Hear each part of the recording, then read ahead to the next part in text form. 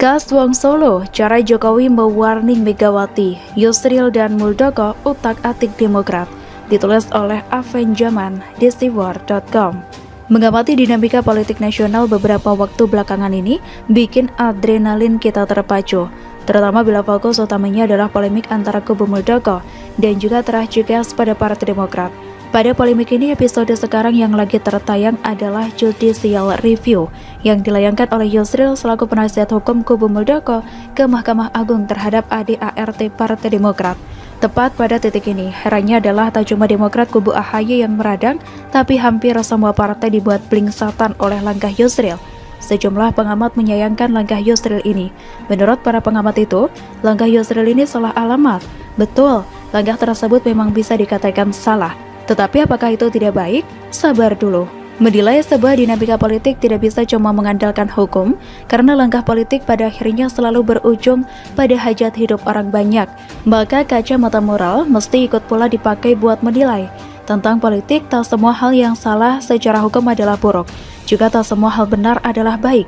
Salah di mata hukum dan rasionalitas akademis bisa jadi membawa kebaikan pada dampak yang ditimbulkan. Demikianlah langkah Yusril, secara hukum langkahnya bisa saja dinilai salah. Namun, dampak yang akan dihasilkan dari langkahnya tersebut bisa jadi akan baik. Mengapa?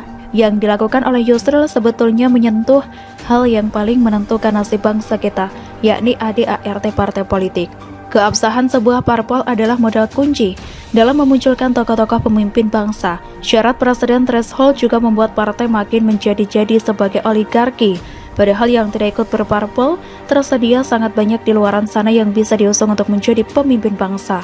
Pada kasus Demokrat ini misalnya, jika acuannya adalah tetap Undang-Undang Nomor 2 Tahun 2011 tentang partai politik, maka yang berhak mengusung capres dari partai ini nanti pada 2024 adalah kubu AHY, yang mana dari sisi legalitas terpenuhi. Padahal dibanding AHY, sosok Muldoko rasa-rasanya lebih mumpuni untuk diusung. Karenanya Yusril tak mau setengah-setengah dalam melayangkan pukulan. ADART partailah yang dijadikan bahan gugatan. Terang saja, gugatan ini otomatis mengganggu istana nyaman para parpol selama ini, yang di dalamnya tidak hanya Demokrat saja isinya, tapi juga bahkan PDIP, partai penguasa saat ini. Jika gugatan Yusril dikabulkan, dan semoga dikabulkan, maka semua partai akan kena imbas. Mereka tak lagi bisa sesuka hati untuk menentukan nasib kepemimpinan negara di masa yang akan datang.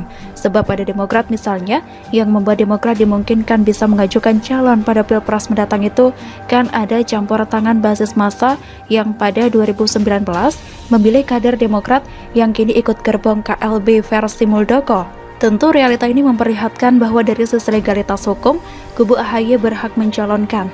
Tapi seketika jadi masalah secara moral apabila masa pemilih kemarin dan kini memilih nyeberang ke kubu Muldoko, dikurangkan dari Partai Demokrat. Jika itu terjadi, sudah barang tentu ambang batas presiden threshold Partai Demokrat diragukan. Bila-bilain ngajukan calon dalam kondisi partai sedang terbelah, tentu seketika cacat secara moral. Meski legalitasnya berdasarkan perintah Undang-Undang Parpol dinyatakan tidak punya masalah.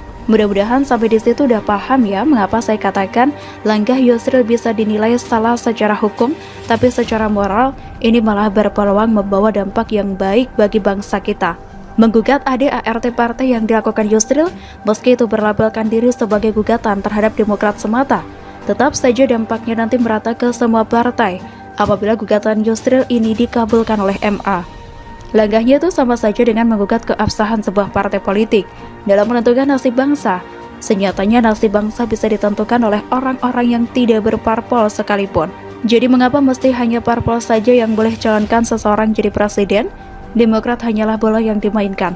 Megawati pun ikut kena tembak. Nah, nanti dalam kelanjutan artikel ini akan saya kupas mengenai kemungkinan bahwa ini semua adalah cara Jokowi untuk mengamankan estafet kepemimpinannya. Inilah Wong Solo sejati yang dalam kesenyapan sanggup meruntuhkan kecongkaan para oligarki serepublik ini. Bagaimana menurut Anda?